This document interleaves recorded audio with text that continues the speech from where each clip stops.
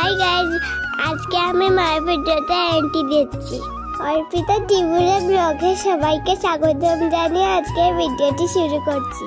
যে যেখান থেকে আমার ভিডিওটি দেখতে সবাই লাইক করে দেবেন, আমার মাকে বেশি করে সাপোর্ট করবেন। কিন্তু আমাদের বাড়িতে কি সুন্দর ফুল ফুটছে, এগুলো সব আমি সব ভিডিও করছি। আমাদের তোমাকে কেমন লাগে কমেন্ট করে জানাবে। কিন্তু এটা ফুলে কলি দিয়েছে। হাই গাইস, খুব সুন্দর আজকে রৌদ্র দিয়েছে। আজ অনেকগুলো কাপড় ধুয়েছি। তো মার ঘরে অনেকদিন হলো যাইনি, মেয়েও বাড়িতে এসেছে। তো চলো মার ঘর থেকে ঘুরে আসি। সামনেই মার বাসা, তো মার বাসা যাবো। হাতে কি মোবাইল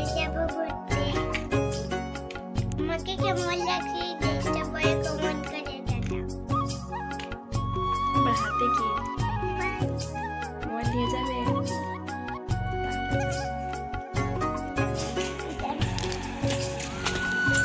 খুশিতে নেচে নেচে যাচ্ছ তুমি।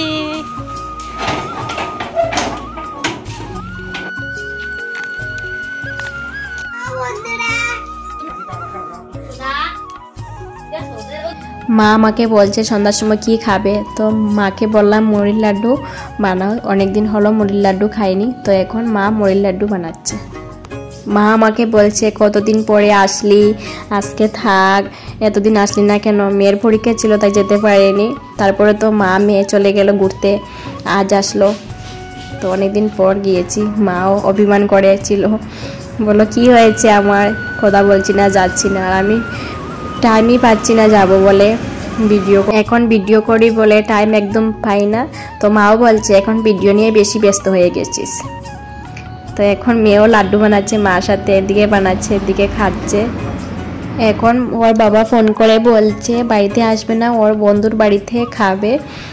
তাই ভাবলাম, মাকে বললাম তাড়াতাড়ি চলে যাব, বাড়িতেও কেউ নেই। তো এখন মুড়ি লাড্ডু খেয়ে মাকে বলবো একটু দাঁড়াও, চলে যাব। এসে মেয়েকে পড়াবো, তারপর রান্না বান্না মেয়ে আমি কিছু করে খেয়ে নেব। এসেছি, এসে মেয়েকে পড়তে বসিয়েছিলাম। এখন পড়া শেষ হয়ে গিয়েছে, এখন রান্না বান্না করে নেব। তো আজ রান্না করব শিম দিয়ে ডিম দিয়ে। রেসিপিটি ভালো লাগলে বাড়িতে ট্রাই করে দেখবেন। হাই গাইস, খুব ঠান্ডা পড়েছে, এখন রান্না বান্না করে নেব, তারপরে খেয়ে বিছনা উঠলেই শান্তি। খুব ঠান্ডা পড়েছে। শিমগুলো লম্বা লম্বা করে কেটে নিয়েছি, এখন আলুও কেটে নেব।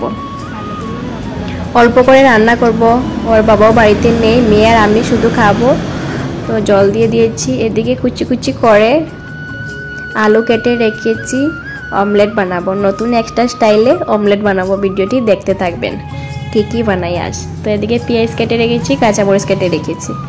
এদিকে এখন শিমগুলো ভাজি করে নেব, তারপর আলুগুলো ভাজি করে নেব। তো এখন হলুদ লবণ দিয়ে মেখে নিচ্ছি।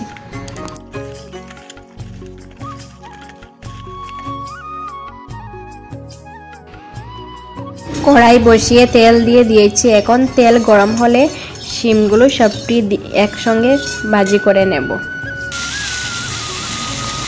শিমগুলো এরকম ভালো করে ভাজি করে নেবে। আমার তো খুব ভালো লাগে শিম দিয়ে ডিম দিয়ে। তোমরাও একদিন বাড়িতে এরকম ট্রাই করবে।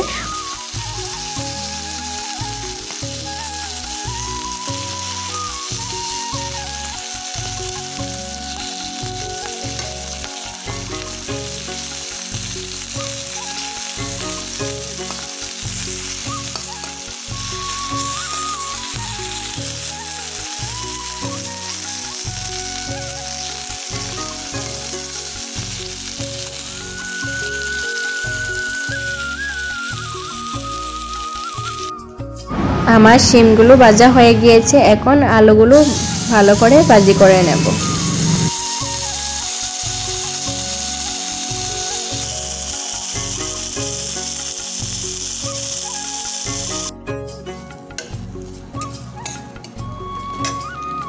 শিম আলু দুটোই ভাজা হয়ে গিয়েছে। এখন বাটির মধ্যে সব মশলা নিয়েছি, হলুদ, লবণ, জিরে, মরিচ গুঁড়া রেখেছি। এখন একটু অল্প জল দিয়ে দিয়েছি। কড়াই বসিয়ে এখন ডিম সিদ্ধ করে রেখেছি, এটা ভাজি করে নেব। দুটো ডিম সিদ্ধ দিয়েছিলাম, একটা ডিম নষ্ট হয়ে গিয়েছিল কেন জানি, একটা ডিম ভাজি করে নিয়েছি।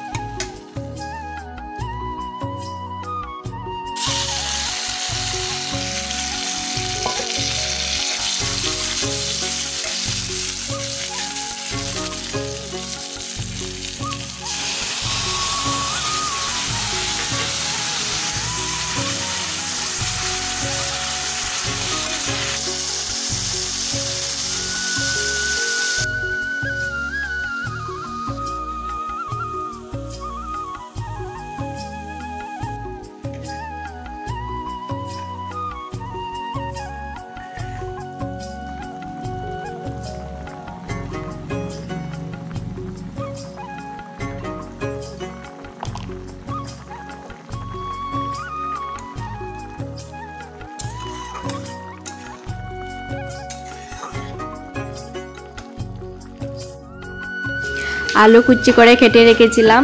এখন সবগুলো মশলা দিয়ে দিয়েছি, হলুদ, মরিচ, জিরে। এখন ডিমগুলো ফেটে এর মধ্যে দিয়ে দেব। এখন ভালো করে মিক্স করে তারপর অমলেট বানাবো। এরকম খেয়ে দেখবেন, দারুণ স্বাদ লাগে।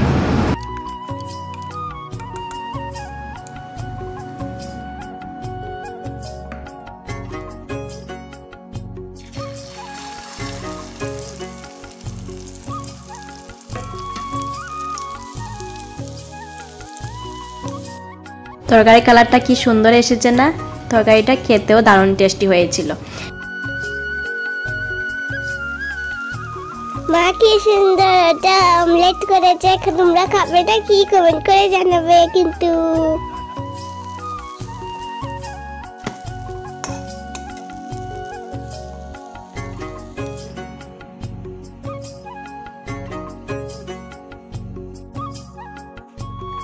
ভাত খেয়ে নিয়েছি, এখন ঘুমাবো। আমার মেয়ের আজ দাঁতটা পড়ে গেছে, তারপর দেখিয়ে দাও কি করে পড়েছে।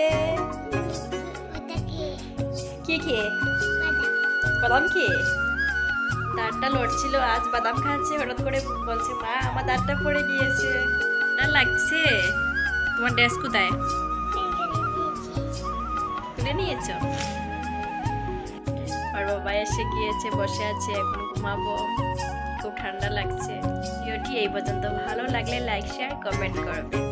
সবাই ভালো থাকবে, সুস্থ থাকবে। সবাইকে টাটা।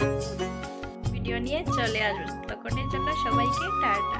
সবাই ভালো থাকবে, সুস্থ থাকবে।